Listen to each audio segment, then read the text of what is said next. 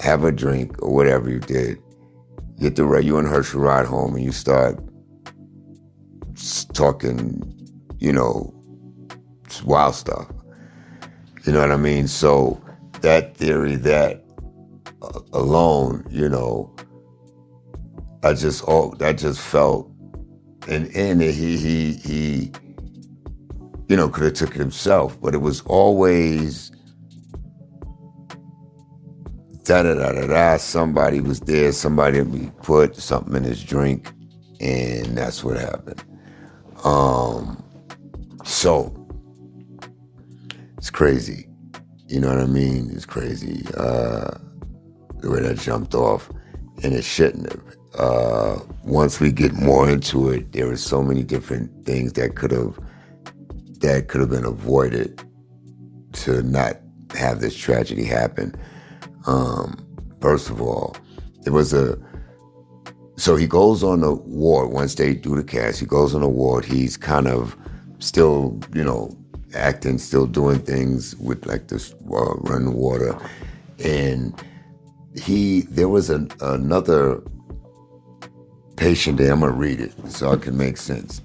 So by the time he moved to the surgical ward too, there were 24 other patients recovering, separating them by sheets. Around 3:30, the psychologists had been summoned to examine him because of his behavior, and guards employed by the hospital had been watching him carefully all day. This was not particularly usual. Other patients, a white man named John Condon, had also been acting strangely all day, according to one nurse, who suggested Condon, hopefully I'm pronouncing that right, had been seen by the hospital's psychiatric service. Now, amongst the other patients at the Boston City Hospital surgical ward that day was a guy named Abdullah Hassan, who was being guarded by a Boston police patrolman named Walter Dugan. Now, Hassan was recovering from a knife wound sustained during an alleged robbery around 5:30, dinner time for the patients. So he was, okay, the prisoner was there for being stabbed in a robbery or something. So around 5:30, dinner time for the patients, Lynch was clowning around the ward, picking up other patients' charts and pretending to read them as if he was a doctor. Condon, the patient who had been observing behaving erratically, got up from a seat near a window, followed Lynch chirping at him. The two had strong enough words where the police officer, Dugan, came and separated him. Afterwards, Duggan walked Condon back to his bed. Duggan's prisoner, Hassan, was in bed just a few yards away. Now, that right there is one of the things that shouldn't have even have took place. They shouldn't even have had that prisoner in that ward with the cop with the gun right there. It just shouldn't have happened.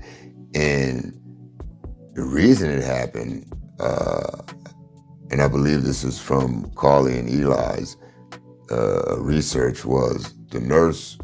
It was a nurse that either went on break or went somewhere and asked Dugan to watch the ward while she'd be right back.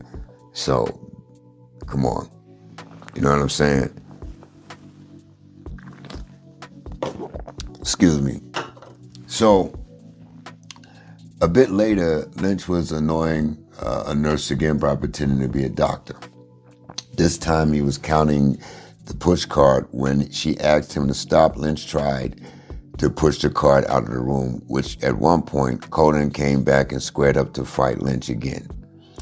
Lynch, who took a hand towel from over his shoulder and swung it at Codon, dug and yelled into the confrontation and shoved the men away, pushing Codon so hard that he fell and broke his leg. By chance, a legendary reporter from the Boston Globe, Robert Anglin, was lying in recovery, and intently watching all of this unfold. Now, what he said, this is his words, and I'm gonna put up the actual some of the clippings and all of that other stuff. So the cop pushed Lynch, turned half around facing away from him, drew his pistol and raised it eye level. He aimed it down the end of the ward out of my sight and basically pointed his gun toward Hassan, the prisoner, who stepped away from the hospital bed. "Get back, I'll shoot," he said. The gun was not yet pointed at Lynch's direction. The cop let his gun hand drop, still rigid, and made a quarter turn toward Lynch. Lynch took a swipe at the gun with his towel, and the cop raised the weapon and fired once, then 3 times, then once again. Lynch did not move at all when the first shots hit. After the last shot hit, he collapsed into a pool of blood.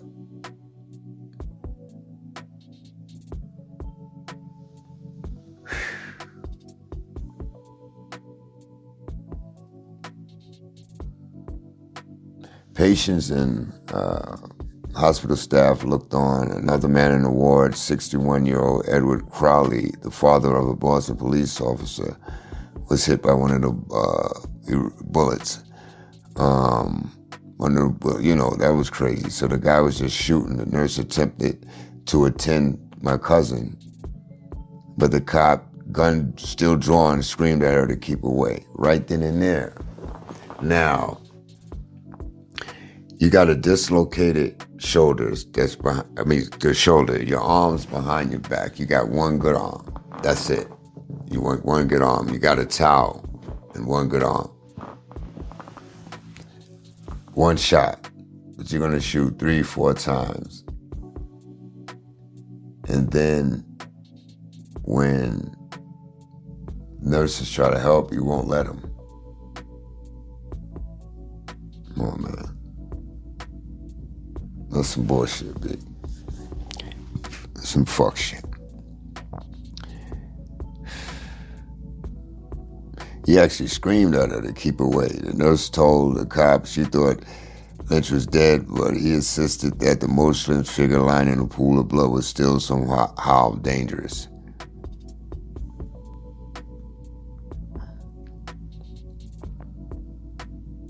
Minutes later, a bunch of doctors and police officers came into the ward, and my cousin was pronounced dead at 6:05 p.m.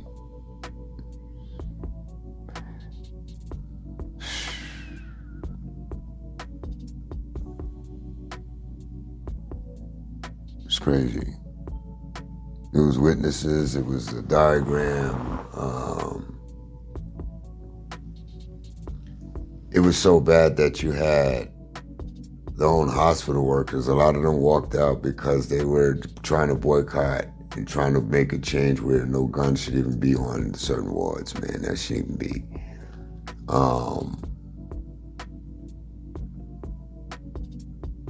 So then we get the call later on that this happened. And that just, so this is why it's hard for anybody else to talk about, because it hurts. It was tragic. It was one of the worst things that ever happened to our family. You know what I mean? And if that was to happen today, it would be an uproar. Roxbury, the city of Boston, black man, the clippings and the stuff I'm gonna put up there was crazy. I remember, once we did get there, people were coming to my grandmother's house. It was just, I remember the Black Panthers being there. I remember, I could still smell the leather. They all had leather. I remember, I'm sitting there not really understanding, but knowing it was something deep. Then they had these posters of the cop, that it was really wrong what they did to my cousin, and city offered some shit that didn't go through the trial, and of course they acquitted the cop. They didn't even charge, that they didn't, judge was basically, he was threatening. He had to, if the judge was basically saying that the cop had to do that. If the cop didn't do that, he would have been embarrassed or some weird bullshit, some dumb shit, man. Some shit. So it just was wrong, man. It was just bullshit, man. So like I said, if that's what had happened in this present day, it'd have been riots. It would have been some wild shit, man, because it was, that cop the fucker went on to do some other shit at some college. Read the article that Carly and Eli put together, Boston Magazine. It's deep. Let me give you the title, and I'll put the links up so you'll know. It's called The Police Shooting That Boston Forgot. 50 years ago, rising social sensation Franklin Lynch was shot dead by a police officer at Boston City Hospital. The killing of an unarmed man and its cover-up inspired Boston's black community to invent a new form of civil justice. Why doesn't anybody remember? And we're gonna celebrate him, his music, his song, his voice. I remember him saying, but not cocky though, but just saying, and I'm gonna make a song, I'm gonna make a record, and being so happy, man. So let's keep his legacy alive, his music, Jeff, keep getting it out there, man, in different movies and other shit, man. But Eli thinks again, Carly thinks again. But he was a good people, man. Good-hearted person. You know what I mean? And he wrote songs, man. So it's a good thing him and Herschel met. It's a good thing Skippy White met. It just happened because it was something that he wanted. And he definitely had the talent. So, cuz I try my best, and I'm gonna do everything I can to make this happen, man. Once again, thanks for supporting the Franklin Lynch Foundation. My name is Joe Nip, professionally known as Nip Life. Stay tuned for some new music, and love life and justice. Peace.